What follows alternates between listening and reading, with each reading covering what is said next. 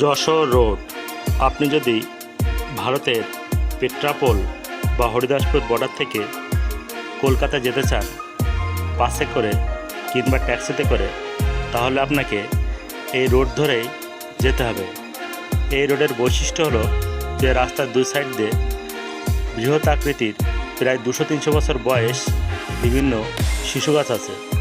শিশু গাছের তলা দিয়ে স্নিগ্ধ মনোরম ঠান্ডা ছায়াযুক্ত পরিবেশে আপনি কলকাতায় পৌঁছাতে পারবেন।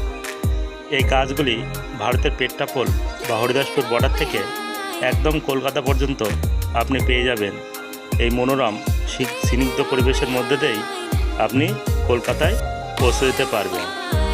এই রোডটার নাম বাংলাদেশের যশোরের নাম অনুসারে নামটার নাম যশোর রোড। এরকম ছায়াযুক্ত পরিবেশ আপনি পেট্রাপোল থেকে কলকাতা পর্যন্ত পেয়ে যাবেন।